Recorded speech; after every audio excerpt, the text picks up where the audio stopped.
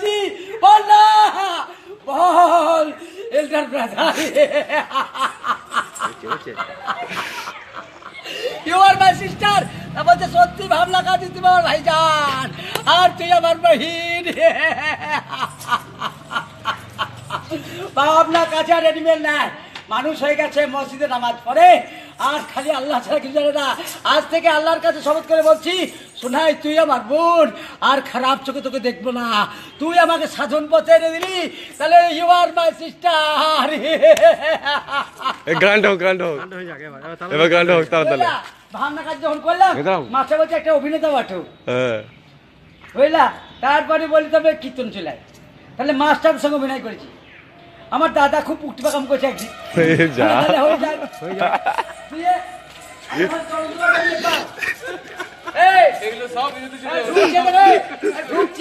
বঙ্কিম সামন্ত ছেলে এসে থেকে নেপাল সামন্ত। আরে বাবা থাকে বাগদি পড়ায়, বাবা থাকে কাউরি পড়ায়, তার ছেলে তো মদ খাবেই। তাহলে মদ খায় আগে, মদ খেয়ে টোর হয়ে আছে, বলছে আমার বাড়িতে সীতা পাদাবি করছিস। তাই বলছি দাপা দাবি করছি খালি তোর বোনের আশাতে। You are sister my intimate friend. বলছে তোর পিস্তলের গুলিটা আমার হাতে, কাকে ফায়ার করবি? তোর বোনটা আমার হয়ে গেছে, কি বললি? হ্যাঁ, যা সত্যি তাই বললাম। যখন এসে আমাকে মেরেছিস, চাপাচাপি করেছিস, তাহলে শোন, ভালো করে তোকে জানিয়ে দিচ্ছি, মা কালীর দিব্যি করে বলছি, 1 মাসের মধ্যে তোর ওই বোন মমতাকে তুলবো রেজিস্ট্রি অফিসে, জোর করে সিঁদুর দেবো, বলবো মমতা লিখবে নেপাল সামন্ত মাই হাজবেন্ড, আর আমি লিখবো এ মমতা অলরাইট মাই ওয়াইফ। এইবার কি করবি? হয়ে গেলি ছিলি সেন্টিমেন্ট ফ্রেন্ড, আর হয়ে গেলি ব্রাদার ইন ল, তাহলে বন্ধু থেকে হয়ে গেলি সম্বন্ধী। এই তো।